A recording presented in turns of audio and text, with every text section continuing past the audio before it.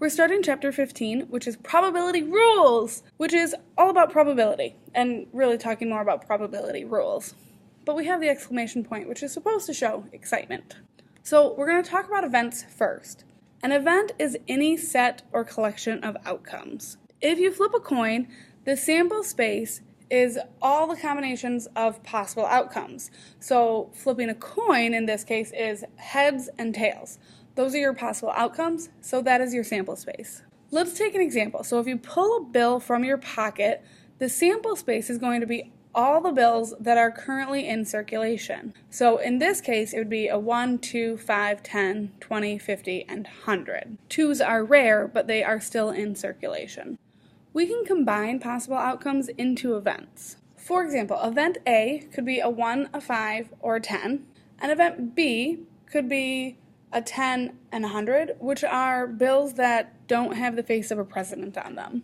And then we have event C, which is a 25 and 100, which are bills that you could use one bill to pay a $12 bill with. And event A is just going to be the most common bills that we'll have. Each of these events are not equally likely, and we cannot calculate the probability of such events unless we know the probability of each outcome. It is more likely that somebody will have a 5 or a 10 in their wallet than having a 50 or a 100. When outcomes are equally likely, probabilities for events are nice and easy to find. For any event A that is made up of equally likely outcomes, the probability of A is the count of the outcomes in A over the count of all possible outcomes. This brings us to the general addition rule. The general addition rule states that you add the probabilities of the events and then you subtract out what they have in common. So using the proper notation, the probability of A or B is equal to the probability of A plus the probability of B minus the probability of A and B. For an example, what is the probability of picking an odd bill? So event A is going to be the odd bill, which is a 1 or a 5. Or we pick a bill with a building on the back of it, which is a 5, 10, 20, 50, and 100. In both situations, getting a $5 bill is an option. This means that they are not disjoint. They overlap. They share an outcome in common. The 5 is in both A and B. So this is how we would calculate the probability of getting an odd or a building. The best way to go about figuring this example out is going to be with a diagram. Again, the first 3 rules of probability are make a picture, make a picture, make a picture. In this case, I'm going to make a Venn diagram. So we have our sample space, which is the overall box, and then we're going to have event A and event B. In event A and event B, both options of having a 5 is an option. If I call this event A over here, then 1 and a 5 is an option. So a 1 would also go in that circle. If this is event B, well, event B has a 5, 10, 20, 50, and 100. We already have the 5, then we would have 10, 20, 50, and 100. Now, there is a bill missing here, which is a 2. And a 2 doesn't fit into event A or event B, so that goes on the outside, but it's still within our sample space. When you are making a Venn diagram, you always want to put what both events have in common in the center first. Then you put what is left over inside of the circle, but on the outside of the center. Because event A is a 1 or a 5, and event A is this whole circle here. So we have a 1 and a 5. And event B is a 5, 10, 20, 50, 100. And event B is this circle here. So in both cases, we're still including everything within each event. So what we would do here to calculate the probability, using the proper notation, we have the probability of an odd plus the probability of a building minus the probability of both. So odd is going to be 2 out of 7. So, because there's 2 inside of that red circle. plus the probability of a building.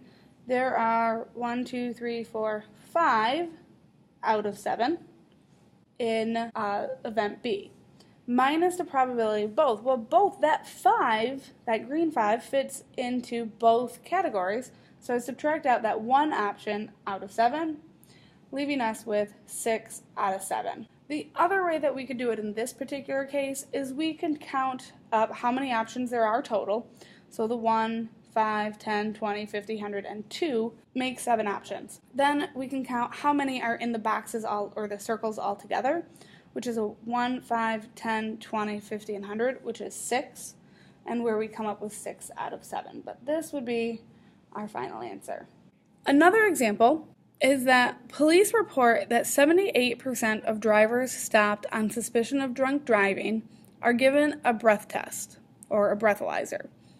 36% are given a blood test, so in this case they're taken to the hospital and somebody draws their blood for testing, and 22% will receive both a breathalyzer and a blood test. We want to know what is the probability that a randomly selected DWI, driving while intoxicated, is given a test, so either test, a blood test or a breath test, but not both, or neither test. With this example, again, my first step would be to draw a Venn diagram, or some type of picture, but in this case a Venn diagram is going to be best. So we were told that drivers are either getting a breath test or a blood test. So let's make the probability of a breath test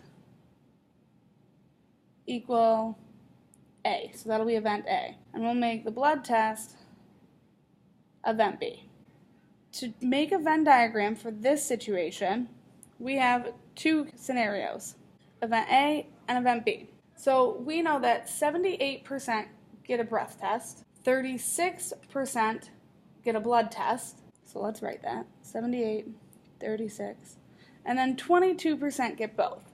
Again, when you're making a Venn diagram, you want to put what they have in common in first, so 22 goes in here. Then, if this is event A, so this is having a breath test, well, the total that get a breath test is 78, but I already have 22 in here. So I need to take 78 minus 22, where I come up with 56, and that goes on the outside, because 56 plus 22 is at 78. For the blood test, we have a total of 36. Well, we already have 22, so again, we need to subtract 22 from 36, where we end up with 14, because the breath test is this whole circle here, or blood test, excuse me, and we end up with 22 plus 14, which is the 36 we're supposed to have. Then, to figure out what is on the outside, because not every person who is stopped is given a breath test or a blood test, I can add these three numbers up and then subtract them from 100.